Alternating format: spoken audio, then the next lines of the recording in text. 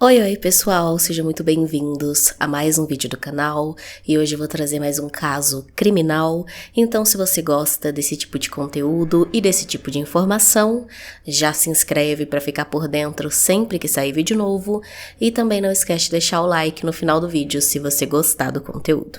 Então é isso, eu vou puxar a vinheta e vamos começar o caso de hoje.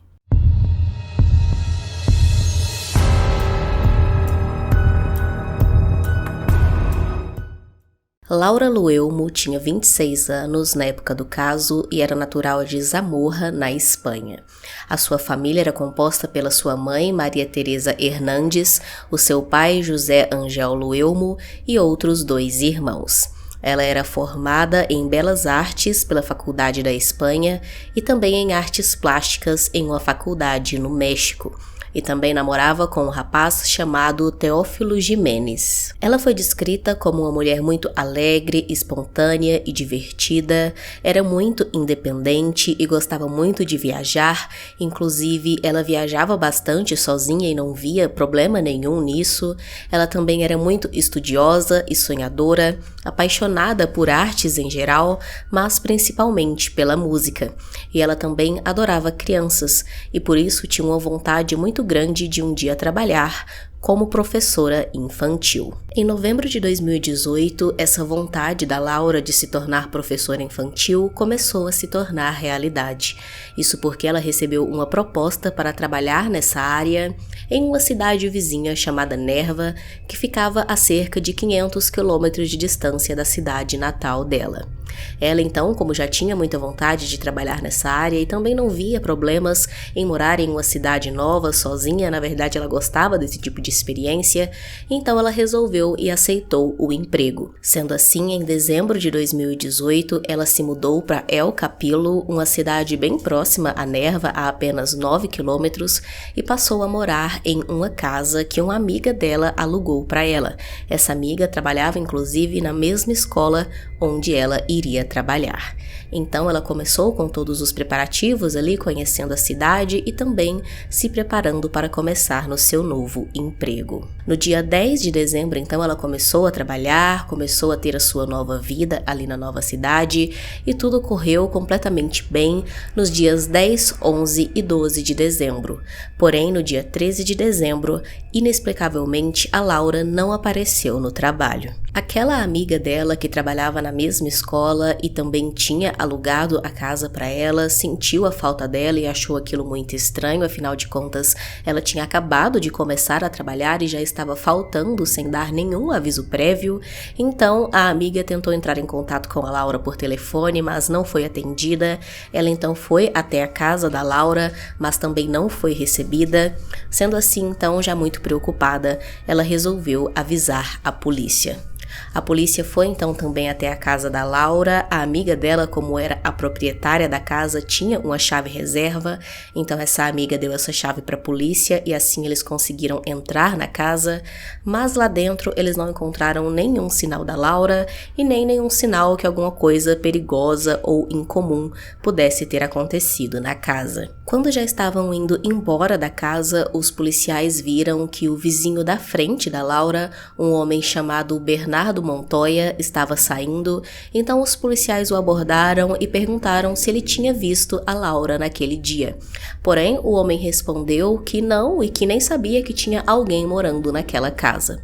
Os policiais, é claro, não desconfiaram, afinal de contas, a Laura tinha se mudado há pouquíssimo tempo para lá e antes disso a casa estava de fato vazia, então eles acreditaram na declaração do Bernardo e foram embora. Entretanto, mesmo que o Bernardo não tenha dado motivos para a polícia desconfiar dele, afinal de contas a conversa deles foi bem breve, mesmo assim os policiais sentiram algo de errado e decidiram checar os antecedentes criminais do Bernardo.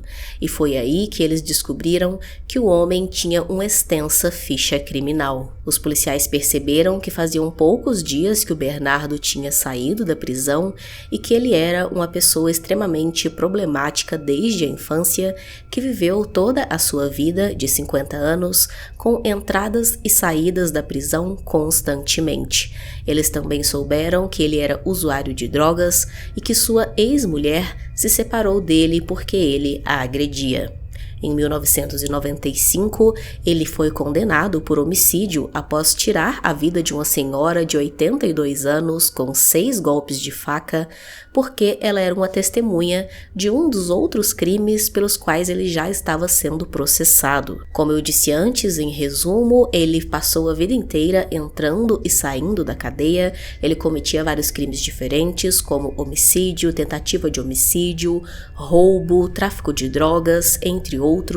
E então o homem, que tinha 50 anos, somando todo o tempo que ele passou na cadeia, tinha passado 22 anos preso. Em novembro de 2018, pouquíssimo tempo antes de a Laura se mudar para aquela casa, ele foi solto novamente e então foi morar ali em El Capilo, bem em frente à casa dela. Por conta dessa extensa ficha criminal, o Bernardo rapidamente se tornou o principal suspeito no desaparecimento da Laura e a polícia então montou uma equipe ali do lado de fora da casa dela, com a desculpa de que estavam monitorando a casa dela, para ter mais informações sobre o desaparecimento, mas na verdade eles estavam observando era a rotina do Bernardo.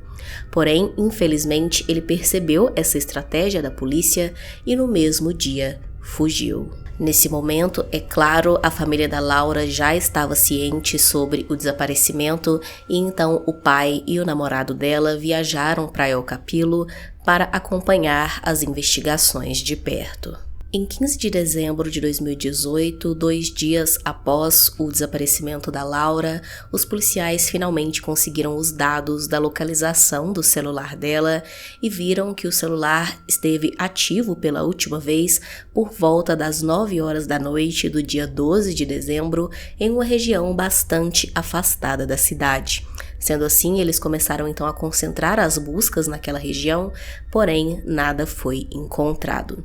Naquele mesmo dia, eles também descobriram que o Bernardo, depois de fugir, tinha ido para a casa do pai dele e tinha deixado o carro lá, então os policiais começaram a monitorar aquela área ali mais próxima, também tentando encontrar o Bernardo, já que ele era o principal suspeito no desaparecimento da Laura. 2 dias depois, no dia 17 de dezembro, infelizmente, um voluntário que ajudava nas buscas pela Laura acabou encontrando o corpo dela já sem vida em uma região de mata bem afastada da cidade. O corpo foi encontrado seminu e estava em uma região completamente oposta aonde tinha dado aquele sinal do celular dela pela última vez. Além disso, as roupas dela também foram encontradas abandonadas a cerca de 200 metros de distância do corpo. Em seu corpo tinham vários ferimentos, principalmente no rosto, e ela também tinha sinais de abuso sexual. O corpo já estava em uma situação tão deteriorada que só foi possível identificar rapidamente que de fato se tratava da Laura por conta de uma tatuagem que ela tinha. No dia seguinte à descoberta do corpo, os policiais finalmente decidiram entrar na casa do Bernardo e ao chegar lá ficou claro que ali tinha sido o local do crime. Isso porque foram encontradas inúmeras manchas de sangue que após serem testadas foi confirmado que pertenciam a Laura. Além disso, na casa também foram encontradas algumas sacolas que era de uma compra que a Laura tinha feito naquele dia do seu desaparecimento. Naquele mesmo dia, a polícia que estava monitorando todas as regiões praticamente da cidade em busca do Bernardo, finalmente conseguiram encontrar um rastro dele e então iniciaram uma perseguição. Quando a polícia chegou perto o bastante, ele abandonou o seu carro em uma região de mata e tentou continuar fugindo a pé, porém não funcionou, então ele foi encontrado, preso e levado para a delegacia para interrogatório. Chegando lá, ele admitiu que tinha sim sequestrado a Laura e tinha agredido ela aquele dia, porém ele negou que tivesse tirado a vida dela. Segundo ele, naquele dia 12 de dezembro, à noite, ele estava sentado na porta de sua casa quando a Laura foi até ele e perguntou se ele sabia de algum supermercado próximo, porque ela era nova na cidade, então não sabia ainda muito bem onde ficavam as coisas. Ele então disse para ela que sabia sim de um supermercado próximo, ensinou para ela onde era, porém ele passou o local errado e a mandou direto para um beco sem saída.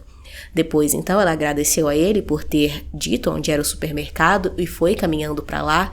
Ele então pegou o seu carro e dirigiu rapidamente, chegando até o beco antes da Laura. Segundo ele, quando a Laura chegou no beco e encontrou ele lá, ela ficou surpresa, perguntou o que ele estava fazendo ali e também perguntou onde estava o supermercado.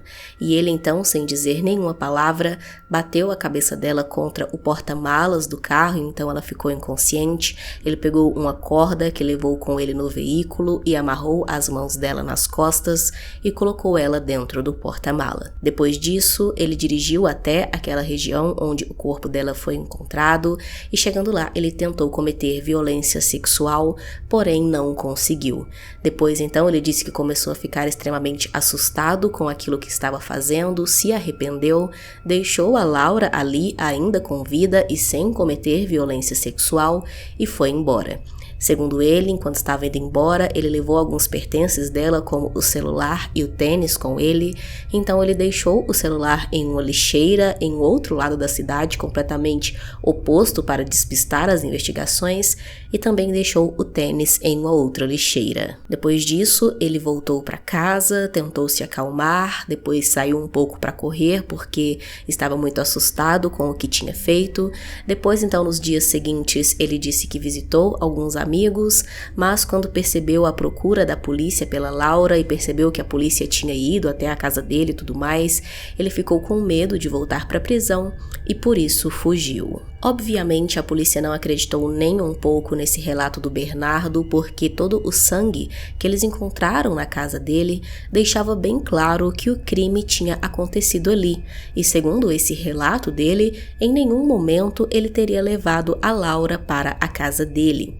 Além disso, também a polícia declarou que ele estava apenas inventando aquelas mentiras com alguns elementos de verdade para dar mais credibilidade para o que ele estava dizendo. No mesmo dia do interrogatório do Bernardo, saiu o resultado da autópsia do corpo da Laura e foi determinado que ela sofreu cerca de 40 lesões na mandíbula, no rosto e cabeça, e o DNA do Bernardo estava por todo o seu corpo, comprovando que ele era o autor das agressões e do homicídio e também de violência sexual.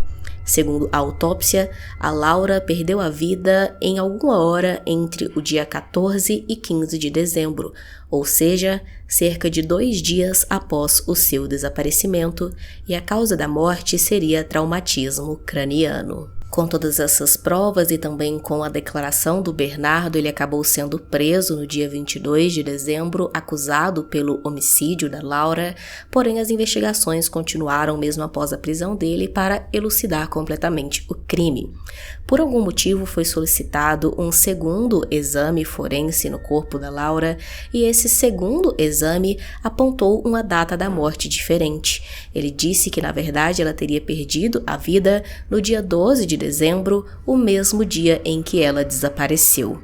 Esse erro, é claro, foi extremamente grave e a família da Laura ficou muito indignada por um erro desse em uma investigação tão séria, e isso causou, é claro, também muita revolta na população, que fizeram várias manifestações pedindo para que o caso da Laura fosse mais bem investigado. Mas então, com esse segundo exame, ficou claro que, de fato, ela perdeu a vida no mesmo dia em que desapareceu, dia 12 de dezembro. Depois de preso, o Bernardo mudou a sua declaração sobre o crime e apresentou uma versão completamente diferente dos fatos, dizendo que não tinha tirado a vida da Laura mais uma vez, mas disse que só tinha transportado o corpo dela e que sabia quem era a verdadeira autora do crime e que teria sido uma ex-namorada dele, uma mulher chamada Josefa. Ele ainda disse que próximo do local onde o corpo da Laura tinha sido encontrado, a polícia iria encontrar um martelo que teria sido a arma que a Josefa usou no crime. Porém, a polícia fez intensas buscas na região e não encontrou nada. A polícia, claro, chamou a Josefa para interrogatório, porém ela não compareceu no dia solicitado, então foi feita uma ordem de prisão contra ela. e os advogados de defesa do Bernardo aproveitaram essa ocasião, toda essa confusão, para alegar que o Bernardo só tinha mentido e se envolvido no crime por amor por sua ex-namorada, que tinha cometido o crime e tinha pedido ajuda para se livrar do corpo. Além disso, para tentar provar que o Bernardo não tinha cometido violência sexual contra a Laura, eles apresentaram alguns exames alegando que ele tinha impotência sexual.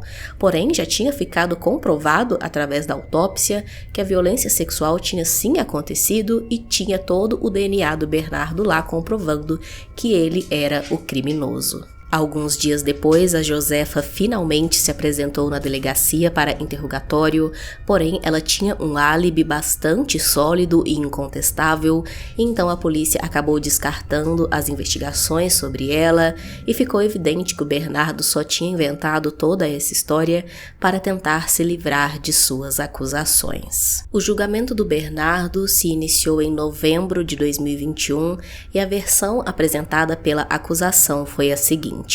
Para eles, o Bernardo ficou observando o dia a dia da Laura desde o momento que ela se mudou para aquela casa na intenção de atacar ela sexualmente.